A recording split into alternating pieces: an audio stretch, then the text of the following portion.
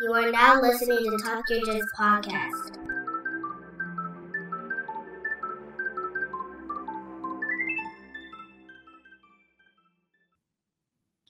Welcome back to the Talk Your Jits podcast. This podcast is, as the name implies, all about Jiu-Jitsu. I'm your host, Lamar Smith, and today's guest is a black belt who trains at Team East Coast BJJ located in Canton, Michigan. Ladies and gentlemen, Chad Kuhn.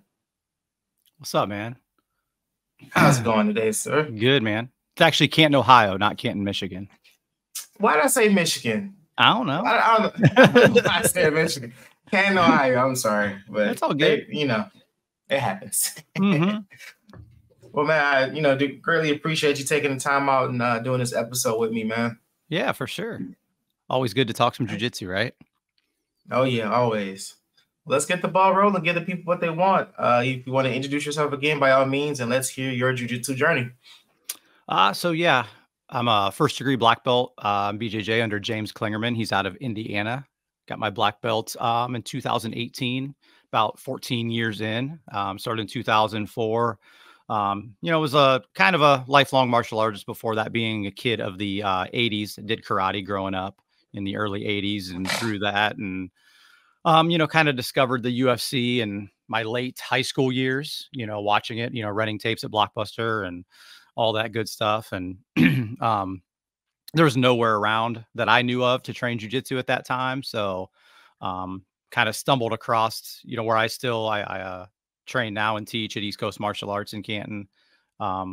They did a little bit of no-gi / MMA jiu-jitsu back in the day, and that's where I started. Nice, man. Nice. I mean, being a lifelong martial artist, like what made you stick to jiu-jitsu? It was just, I feel, and maybe it sounds cliche, but there is no end, right? Like in most all other martial arts, there's a cap, in karate, you learn the whole curriculum, and obviously you keep training and trying to branch out and that kind of stuff.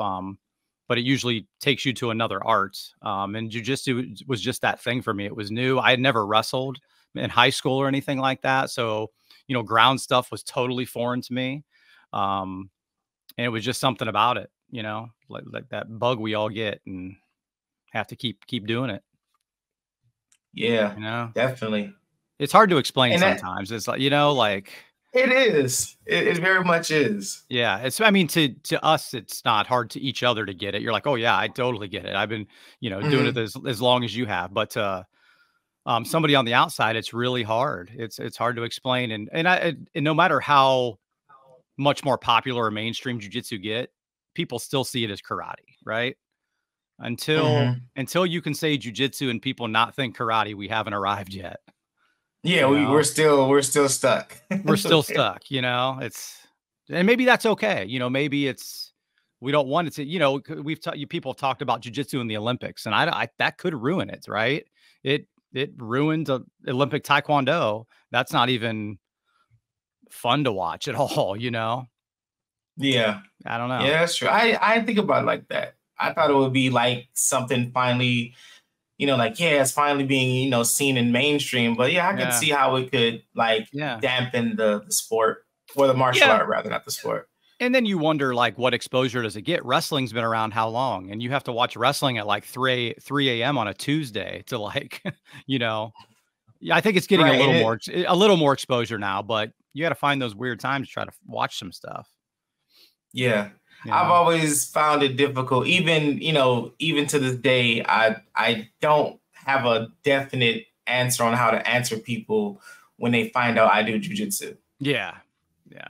Because they're like, is it like karate and stuff? I'm like, no. And then they be expecting me to explain it. I'm like, I can't. I want to, but I can't explain the terminology that you make to understand. For sure. Yeah. It's kind of obviously wrestling, like high school wrestling, but we try to choke each other and break each other's limbs, Yeah. And then that doesn't sound inviting at all if you're trying to get somebody to try it.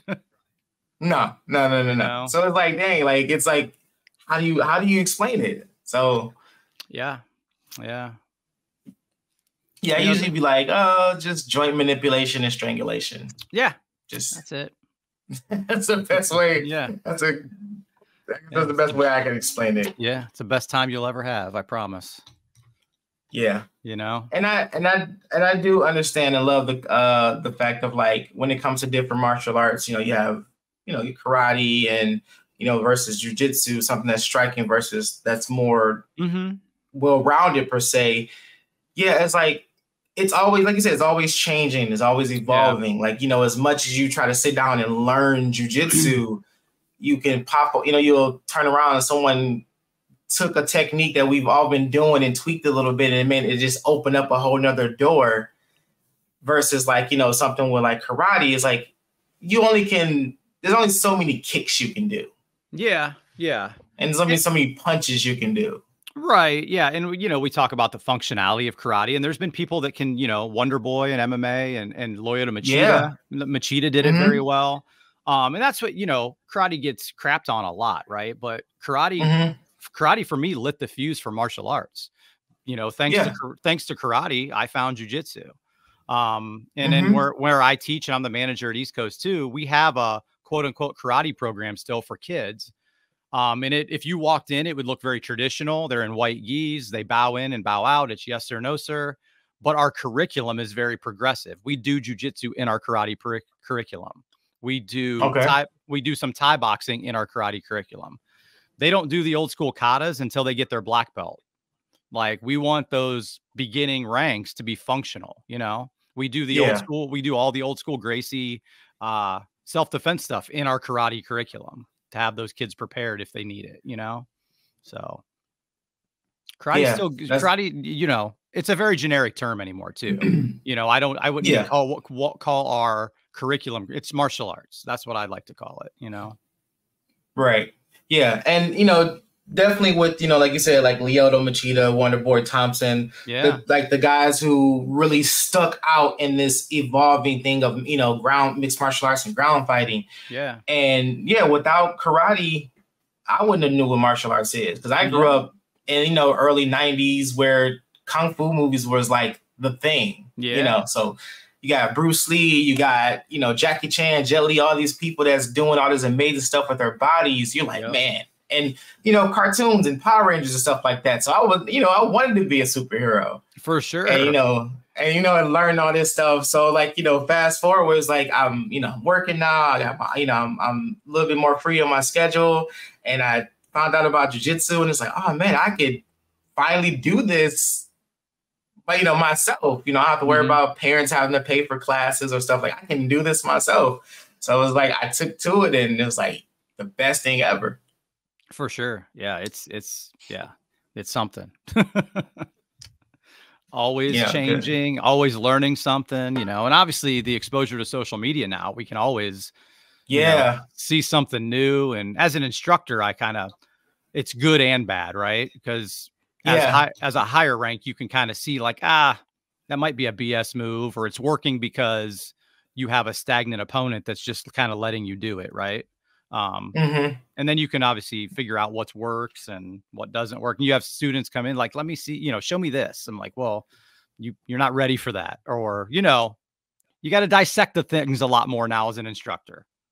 Yeah. And that was going to be my next question. Like, you know, with someone who's been doing it for so long, like you've seen, like, you had to rent DVDs or go far and beyond to find an instructional on jiu-jitsu on your own.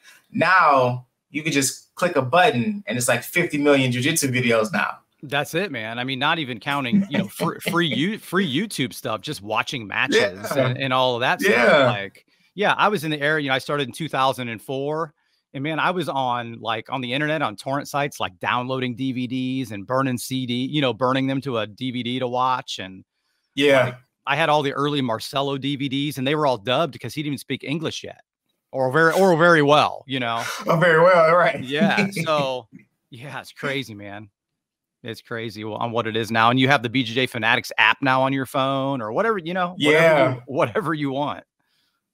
It's everywhere. And, you know, I started back in 2017, so it was kind of like there. But, in the past 7 years, man, it's just be like blown up. Everybody has like BJJ Fanatic instructionals and so many stuff you can find on YouTube. And like you said, you can now matches are being televised. So it was like, yeah, I can go back and watch, matches from years ago. Yeah. And learn stuff from there. And it's like, damn it, man, where was this when I was coming up? Yeah, absolutely. Because you'll get those students like, man, I saw this move and I want to try it. I'm like, that's not gonna work, but whatever. Yeah. And now obviously no-gi is more popular probably than anything, and and foot locks and heel hooks and all that. And it wasn't that popular when I came up, at least where I was. Like foot locks were almost like a frowned upon thing. Like beat me with pass my guard and beat me with jujitsu. Don't just drop into a foot lock. I've heard people say that, and I wish I would have learned them sooner. Like I still don't know that. Yeah. You know what I mean? I wish I would have been able to dive into that a little bit. But at the same time, I'm not terribly unhappy that I didn't, right? Because it molded my jujitsu for what it is now, right? I used to always tell people, I always used to say, man, I wish I would have wrestled in high school. I wish I would have done this. But would I have an active guard game like I do now? Would this be the same, right? It's that little ripple in the pond that changes your whole game. So be happy for, what you did do, I guess. Yeah. And I didn't, I didn't realize that until you were like talking about it, but yeah, I wasn't necessarily Foot Locker or anything like that. Yeah. Our gym was mainly like gi. We were just like mainly gi. Yeah. And it's just so recently where I started falling in love with no gi because of the intensity of the matches. So I like that pace, Yeah. And like you said, but people learning, like knowing foot locks and stuff like that. I'm like, oh, I'm so late in the game trying to learn one. Yeah. It's like I can do like the heel hook or a straight ankle, but it's like it's so much more. And it's like I was trying to learn this sooner. But I'm getting to a point where it's like if it presents itself, I'm not going to look for it per se, but if it presents itself, I know how to handle it. Yeah, for sure. Yeah. Yeah, right. and that's something too, that learning the defense to learn the offense, right? Or learning the escapes to learn the offense or whatever. But that's it. Like you said, I know a couple straight ankle locks. I could get into a heel hook, but man, it's the entries that are the next level with the top guys, right? How they just they get into them in different spots, and obviously it's good for jujitsu, right? But again, as an instructor, you kind of got to dissect that thing, and we are predominantly a gi school. We do no gi a couple days a week, and telling those new guys like, hey man, you can't heel hook with the gi on, you can't reap like that, you don't want to blow out your training partner's knee and all that stuff, right? So you got to manage that. Yeah, when we work any type of foot locks or stuff like that, foot or leg locks, we like, hey, do not full send. Yeah, like man. Do not. Yeah, catch and release. Catch and release, right? Even when we're rolling, I'll lock it up, but it's like, all right, you see, I got it. If you want to fight it, I'll kind of play with it a little bit, but that's because it's one of those things where like once you feel pain, it's too late. Too late, man. Too late. Yeah. And it's changed so much. I've said before on other podcasts, like 2004 was my first. I got heel hooked my first class. Like back in the day, not to sound old, but you didn't really. Nobody said, hey, if something hurts, taps. Don't do this. Don't do that. That's my first thing with a new guy. My first thing is like, if anything hurts today, tap. Yell, stomp your foot, do whatever you can to let that person know that you need out of this position, So yeah, I mean, it's become more business friendly, I guess, as we've gotten more, into jujitsu. Yeah, I'm definitely like, if I don't care who I'm rolling with, I'm like, hey, good on what's hurting, what Yeah. Because if I lock up an arm lock and find out you had a dislocated shoulder recently, I'm gonna be I'd be mad. So yeah, that's it. You got to speak up. Got to speak up. Got to speak up. So when did you started teaching? So it's crazy. So again, back in those early days, it was, my first instructor was a blue belt. He just got his blue belt. So there was a time where he couldn't teach much anymore, and I took over teaching where we're, at East Coast. I was a 2 or 3 stripe white belt teaching jujitsu. Obviously, which would be unheard of, anymore. Yeah. but I did what, I wanted to keep doing it. And I did cross train. Again, not to date myself, but I trained in somebody's basement that was a purple belt. So I would train with him, and then come back up to East Coast and show stuff. And he had some DVDs at that time, and I would watch those early Marcelo DVDs and just teach, like a knee cut, guard open to a knee cut to an Americana. And that just kind of started to mold my teaching style and just kind of went from there. Yeah. I mean, we talk about this a lot on the show, but you have to think when people's been doing, like when people have been doing jiu-jitsu for, we can safely say like longer than 15 years. Mm-hmm. The highest ranks you saw were blue and purple belts. Oh yeah, for sure. Absolutely. It was like you had to travel to go see anything above that. Mm-hmm. Nowadays I can name 10 that lives in Michigan. Oh yeah. For sure. Yeah. Yeah. So it wasn't unheard of to be like, yeah, someone opened a school as a purple belt or blue belt or a brown belt, because it wasn't that many back then. Yeah, at all. Like you said, you had to go do seminars, and seminars were a lot more popular back then too. I've had those conversations as of late, because I still like to bring people in for seminars, but it's harder to get the support for those. I think just because I have 5 black belts at our academy. Just in our academy, we have 5. Mm-hmm. So, to the hobbyist white belt, it's like, well, I have you guys. Why do I need to pay $100 to come train with this guy? You know what I mean? So yeah. For us, it's like, yeah, I'm going to go do this seminar. I'm going to keep learning. So it's good on both sides. You have that knowledge in your academy, take it all. But at the same time, if you have the chance to get more, do that as well, But go ahead. I absolutely love seminars. Yeah. Love them. Because it's just, just the fact that it's obviously it's a sport that we love and it's constantly evolving, but it's also great to see what other people can do. Mm-hmm. Granted, we both, like I said, we're both learning the martial art, but there could be a technique that I do that you may do a little bit different, and vice versa. Yeah. So it's like, oh man, I need to figure out how he did that, right, or how he got that entry from said position. Right. So yeah, but absolutely. I know people that like, I don't get the thrill of a seminar and yada yada yada, and to each his own. But to me, I'm like, dude, I like to learn. Absolutely, man. Right. I always tell people my purple belt days, I was a seminar junkie. Like I was driving wherever. I drive to Columbus on a Wednesday night to do like a George Gergel seminar. He would, had a bunch of affiliates in Columbus, and I was always doing a seminar somewhere. Yeah. There's a couple of seminars around here that's coming up. I've been trying to see if I can get time to make it to, but no matter what, I'm from white belt to like now, if I'm at a seminar, I'm with my phone. I'm like a kid. Big kid. Yeah. Gotta be.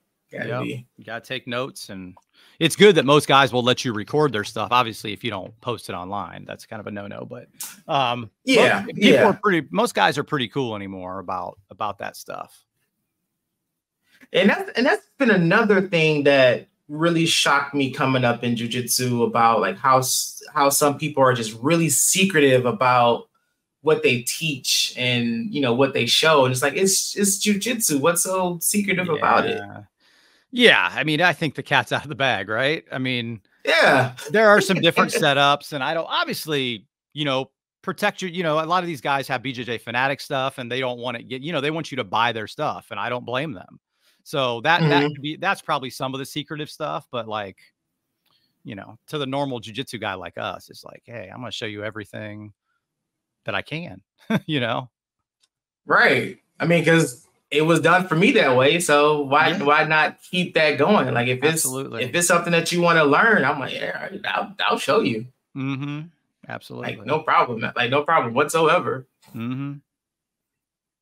So, man, five black belts in one building. Yeah.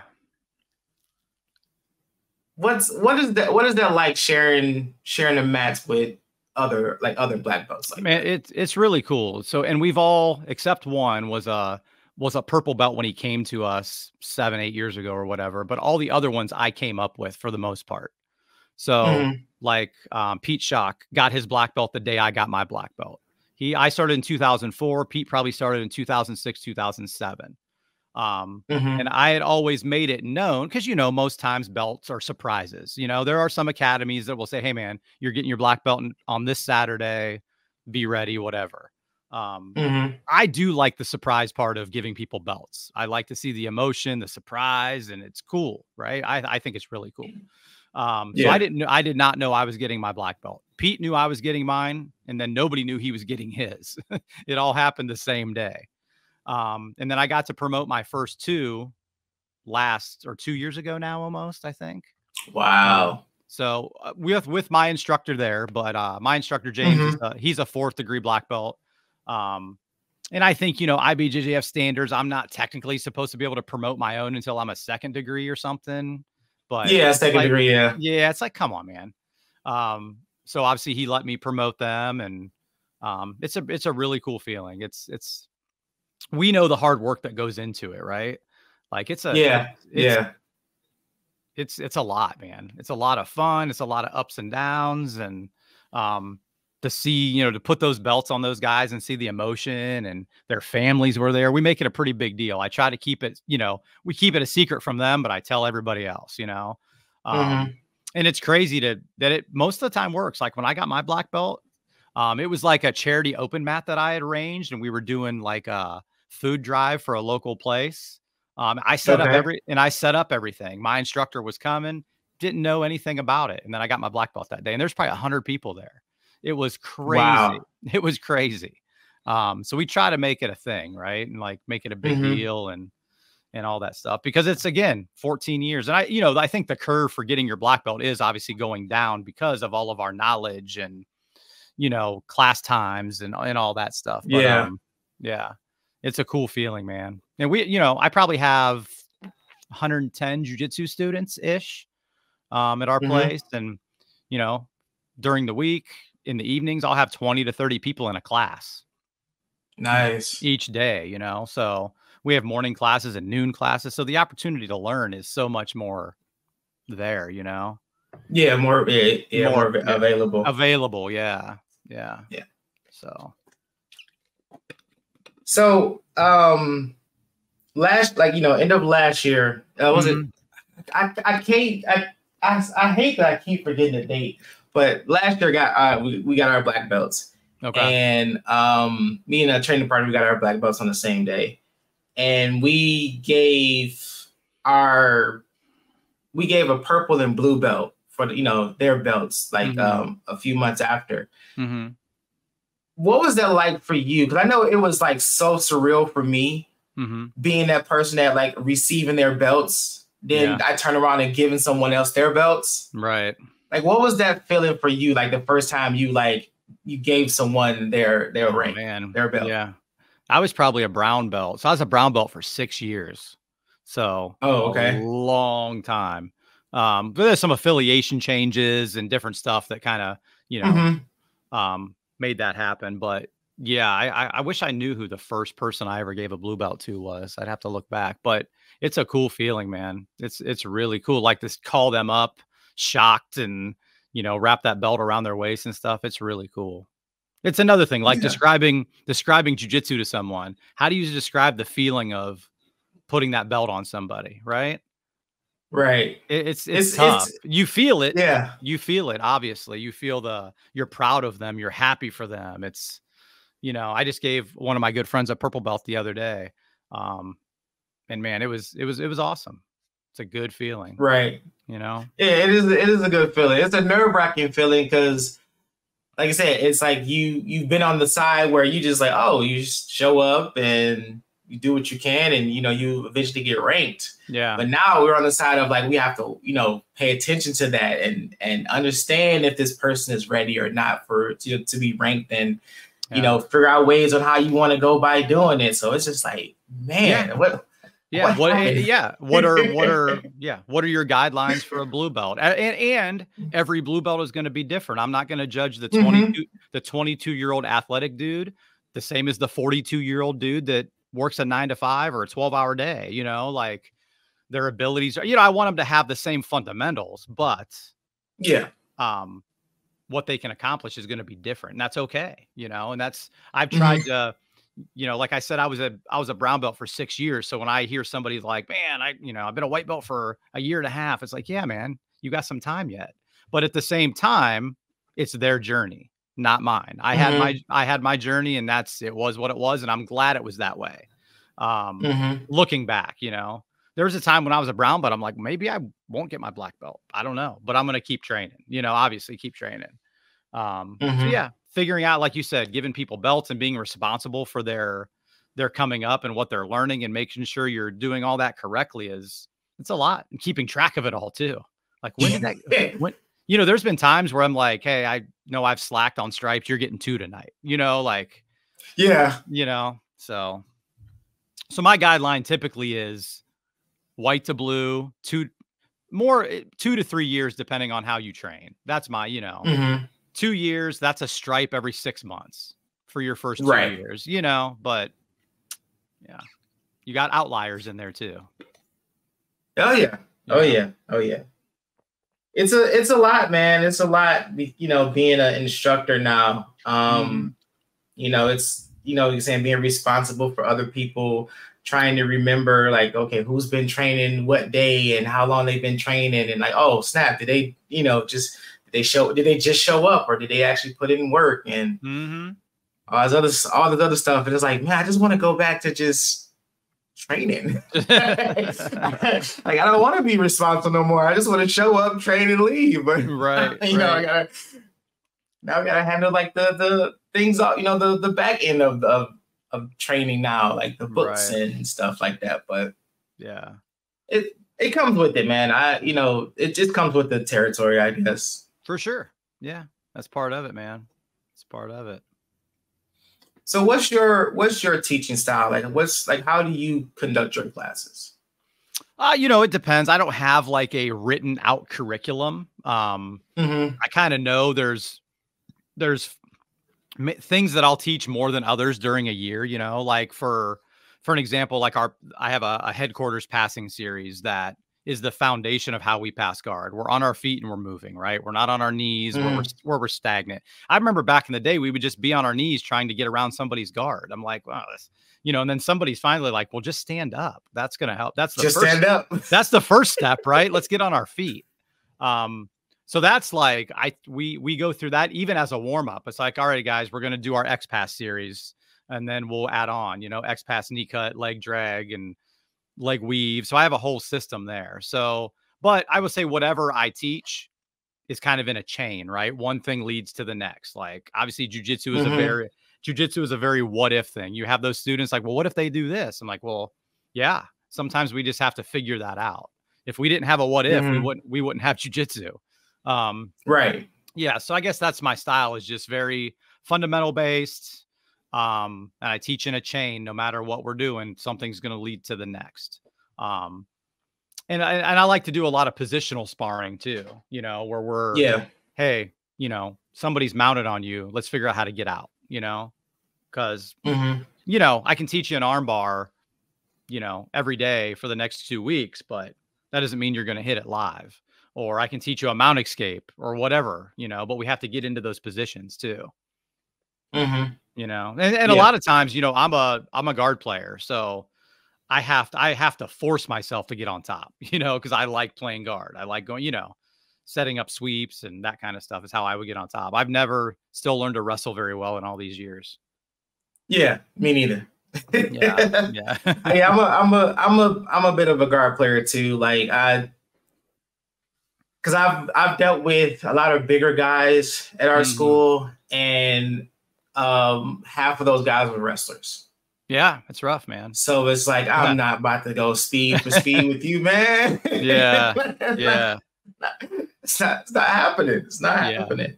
For sure. So, but yeah, like right now with the guys we have, they've been with us since we've been at our previous school. So it's not a lot of stuff that we're like teaching that's new to them. Okay. So it's like, okay, what can we, you know, what should we do now versus coming in and say, okay, we're going to learn this technique, this technique, this technique, because everyone is blowing up now. Right. So they should have a basic understanding of the fundamentals and stuff. So for sure. So yeah, we're kind of, you know, kind of switching into more, you know, more situational stuff. Yep. You know, like we'll start like, you know, someone has your back, hooks in. Yep. One person is going for something. The other person is not necessarily like, well, they're defending, but they're going like maybe like 60%. Yeah. And then we'll switch where the person that's attacking is going 60% and the other person is defending. Yeah. Mm-hmm. And then, you know, we'll make sure that everyone goes to everybody so they can understand like how much it changes depending on the body type that you're dealing with too. Mm-hmm. Yeah.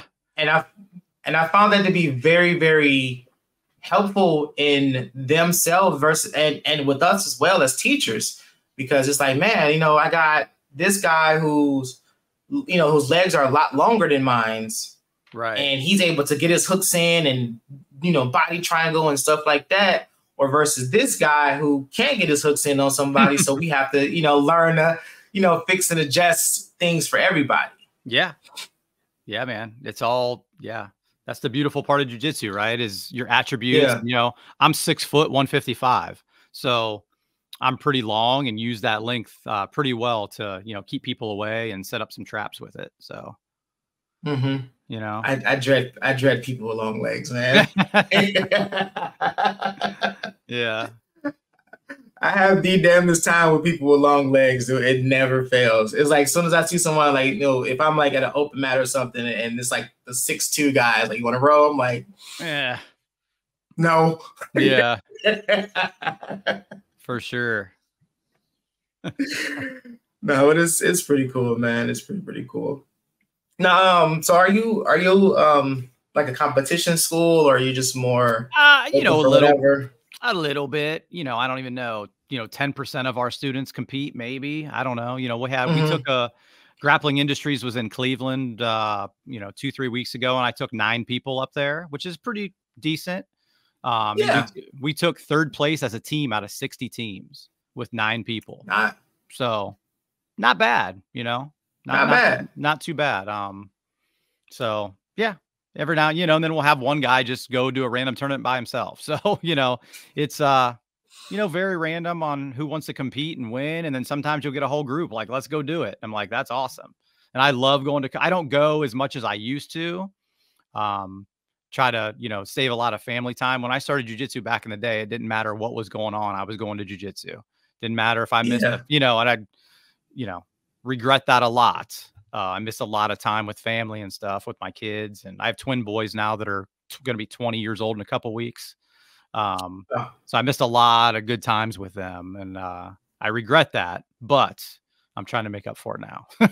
So again, I don't go coach as much as I used to, but I got to go coach a couple of weeks ago and it was awesome. I love being in the chair and coaching the guys through stuff and talking to them after on what we can work on and that kind of stuff. And it's just good. And you know what, the best time of those tournaments isn't the matches for me. It's fun, obviously, like I said, coaching.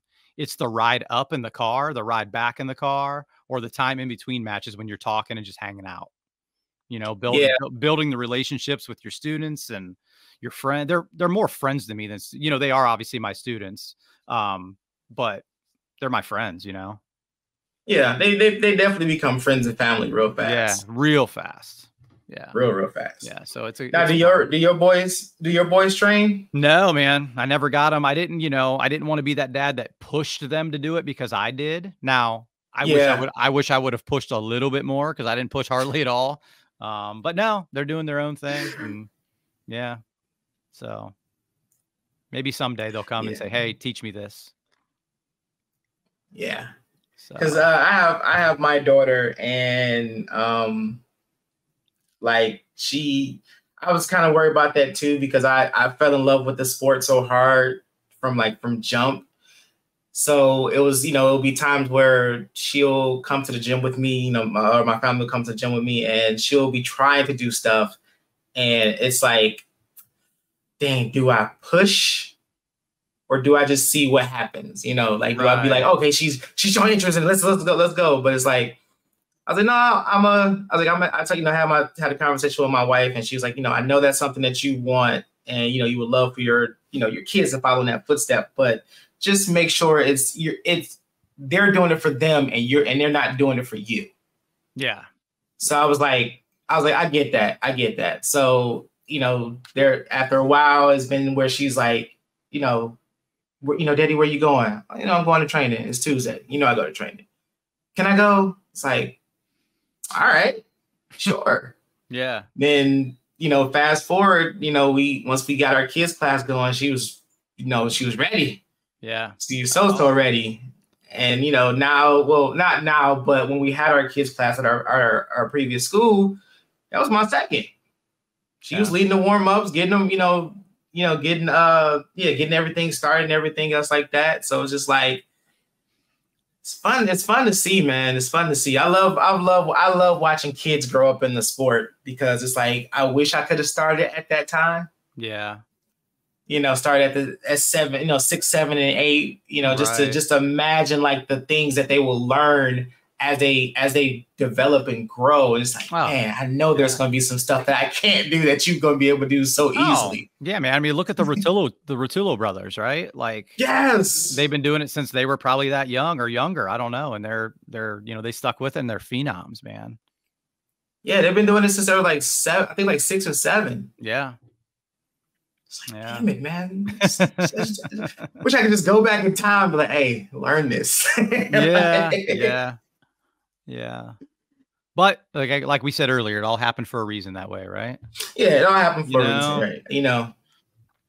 But still happy that I found the sport, and something that it stuck with me as much as I wanted to quit it. Something kept nagging me every single time I had these inklings and doubts of like, man, do I even want to keep doing this? I'm just beating myself up for no reason. And, I'm just waking up in pain every single day. Yeah. But yeah, give me an hour. I'll be all right. How old are you?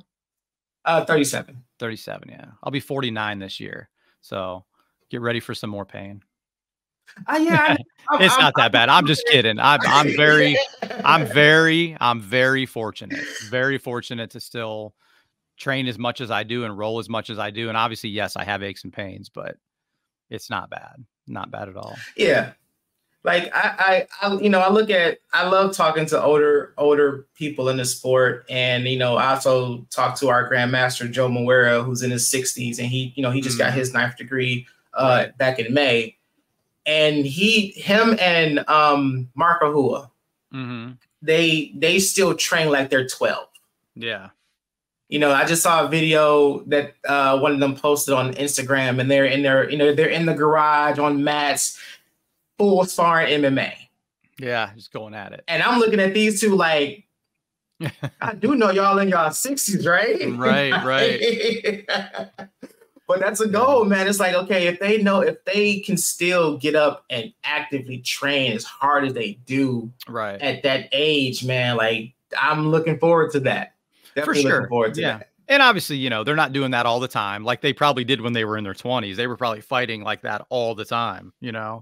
So as you get older, knowing when you do need to take a day off, or maybe I just go in today and drill and I'm not going to roll, or pick your part. There's some days where pick your partners very wisely. Don't go with the 230-pound wrestler white belt, that day, that day or whatever. So, right.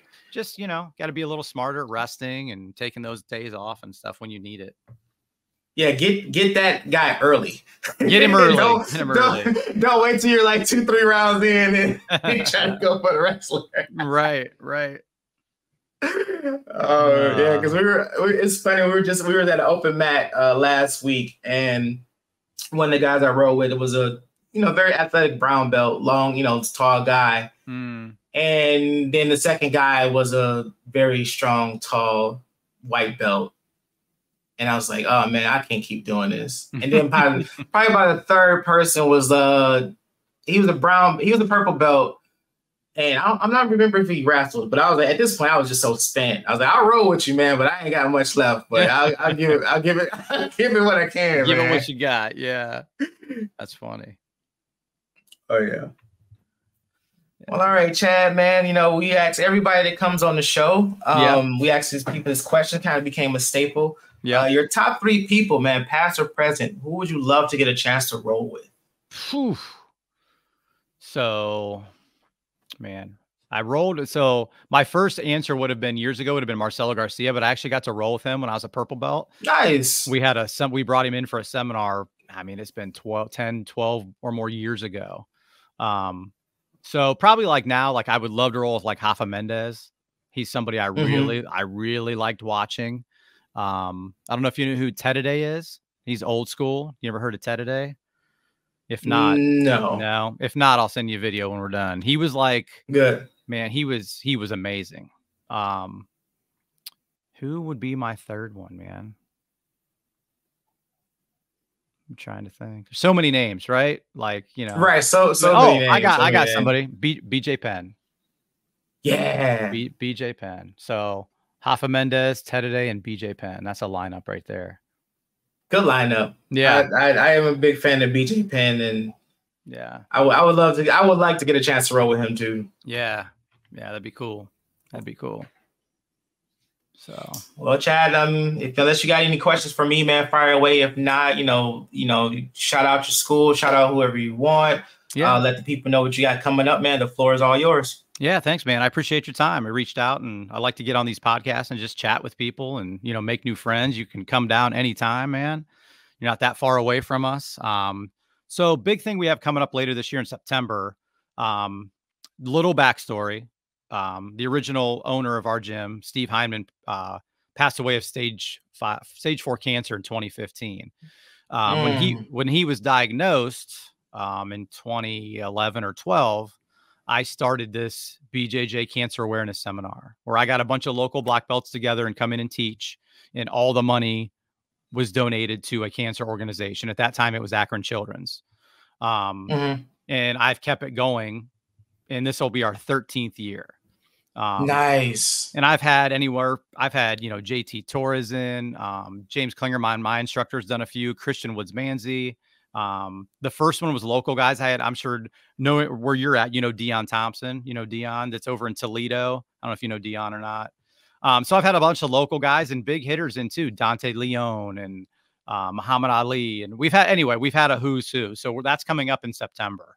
And if you pay attention to like my social media, like Team East Coast Martial Arts, stuff will be on there. We have like local people donate money for that. And then I try to get the jiu-jitsu community to donate items for a raffle. So we could have gis and different stuff on raffle that day.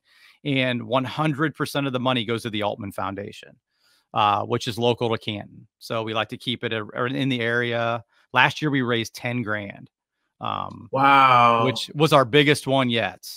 So it's hard to fill those shoes every year when you have a goal and it's like, oh, we got to get better and bigger. And, so just getting the word out for that. And, I haven't announced who we're bringing, but I just want to make sure some things are lined up before I officially announce it, on who it is, but it's a known person. It'll be September 7th. It's a Saturday is the date. So I'll keep you in the loop for that and pay attention to the social media. Yeah, please. Yeah, man. Yeah, I'll keep everybody in the loop. And I also have a brand of my own called Limitless Tape.